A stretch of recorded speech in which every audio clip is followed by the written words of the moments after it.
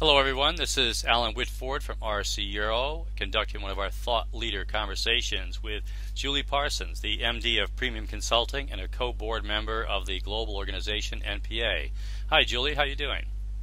I'm great, Alan. How are you? Doing fine, doing fine. I've got my coffee and you're getting ready for your glass of wine because you're down in Brisbane while I'm here in sunny old England. That's right, the other side of the world. Other side of the world. Isn't technology grand? Well, Julie, why don't you tell me a little bit about, who you are and what is it you do down there in Brisbane? Okay, well, I own and work within my own firm, Premium Consulting. We're a boutique recruitment firm based in Brisbane, Australia. I also do represent Australia and New Zealand as a board director. The sort of roles that we sort of get involved with tend to be mid to senior level permanent recruitment roles. And I've been recruiting since 1996, quite a long time. Australia and New Zealand emphasis. That's right. So when you say boutique, is it industry sector per se, or by boutique you mean that you're like that small, nimble, quick firm that can really get out there and help people with a much more personal approach? Well, I'd say both, really. I mean, I'm very much hands-on. We can make decisions quickly. We tend to specialise in a client and do all of their roles so that we very much get to know their culture. But the types of roles that I recruit tend to be technical, engineering, supply chain, and industrial type roles. I tend to avoid the white-collar city roles. And they're usually professionals, some sort of qualifications, not blue-collar. Well, how have you seen the market there in Australia at the moment? Has it been picking up? Has it been flat? How have you seen it evolving over the last, say, 12, 18 months? It's definitely picking up now, but I have to say when the GFC was on, everybody suffered worldwide.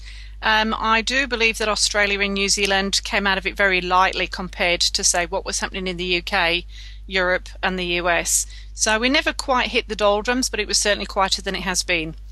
Okay, and I noticed from your website that you talk a little bit about social media. Do you see that as as a bonus for recruitment firms like yourself? Is it a threat because companies could start getting involved and doing it more themselves?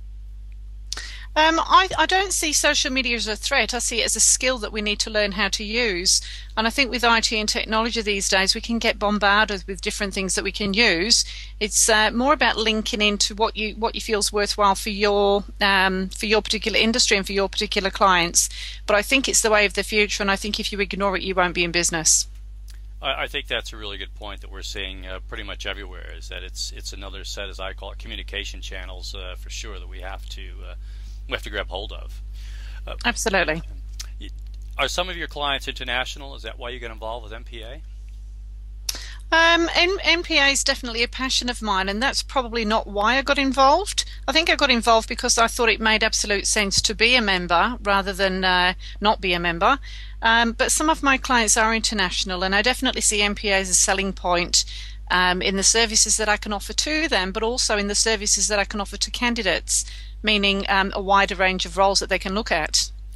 So for those of our listeners and viewers who perhaps might not know NPA, what exactly is it, and what are the advantages for membership? Okay, well, NPA is a worldwide global recruitment network. It's got a US base in terms of office, and that's where it started about 50 years ago. It took off in Australia about 10 years ago with a small bunch of firms, 5 or 10, that saw the opportunity to work together and the benefits of what it would bring. But it has grown in my region to about 90 recruitment firms. We had slightly higher numbers before the GFC.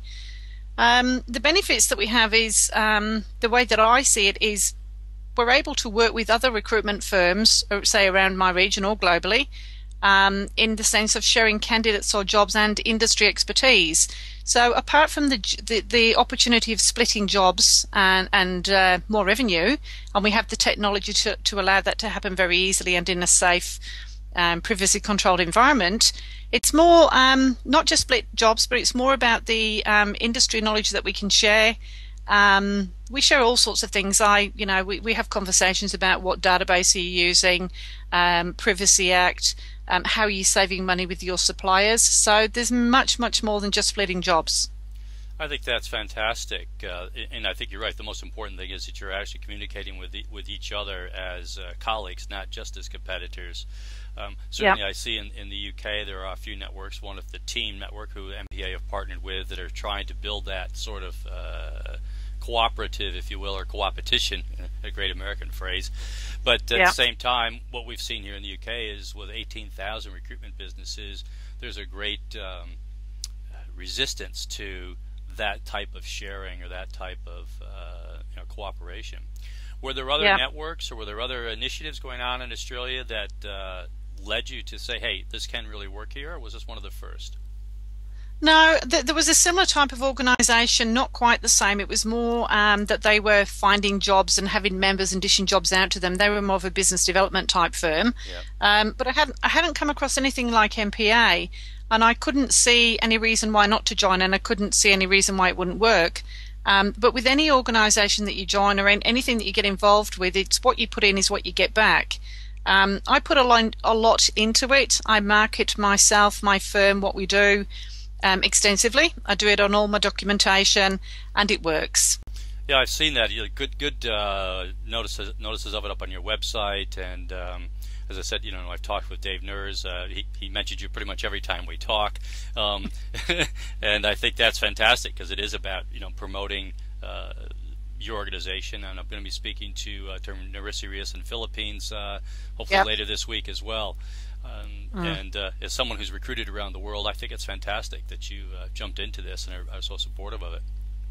I love it. Yeah. Do you think that it's actually enhanced your business locally as well as sort of internationally? Yeah, absolutely. One example is one of my firms in Brisbane, one of my companies that I've done a lot of work with. They have global operations, so they're in the mining engineering field, and they have operations in China, South Africa and South America, and I can go in and truly offer them a global recruitment service handled from their local head office, which is here. Not many firms can do that, and even the larger global firms, they're competitive. We don't compete, we help each other.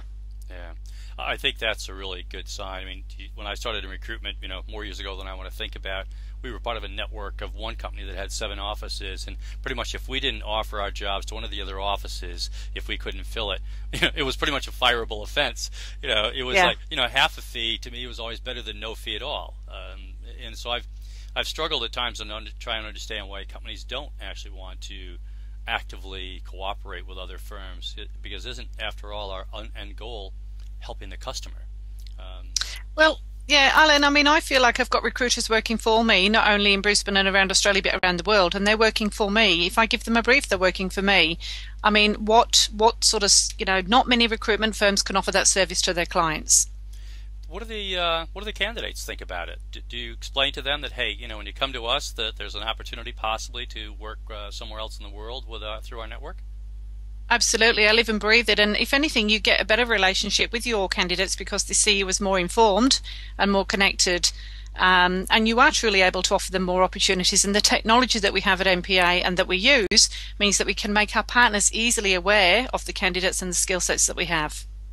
I think that's a great idea, and it's one of my hobby horses has always been the candidate experience, and it sounds like you guys have really nailed that well. Even I noticed in one of your downloads, you've got a bunch of candidate tips on things they need to do and have more than a resume or a CV, depending which part of the world we're from, which I think is quite important. Julie, what else would you like to say about either premium consulting or MPA? Anything that our listeners might be interested in? Well, I'd say if you're in the recruitment business and you're a decision maker, you'd have to be crazy to not have a look at it, because for the very limited cost of actually joining, the return on investment's about 700%. You'd have to, to fill just one job in 12 months would more than cover your costs, and you'd make profit. What have you got to lose? Hey, I think that's a great way to end the pitch for NPA. So how can people find you, Julie? What's the best way for them to get hold of you? For NPA, the website, www.npaworldwide.com. Lots of information on there. If not, find me on LinkedIn and talk to me, because I love talking about it. All right. And Premium Consulting, how do I find you there? Again, www.premiumconsulting.com.au. And I love doing international recruitment, so if you need a hand, please get in touch with me. I think that's fantastic. Julie, I want to thank you for investing your time this evening, your time, this morning, my time, and really look forward to meeting you and hopefully seeing you at one of your conferences in Australia, or perhaps you coming up here to the UK. Thanks very much. Well, I do come to the UK. Fantastic. Thank you. Thanks, Julie.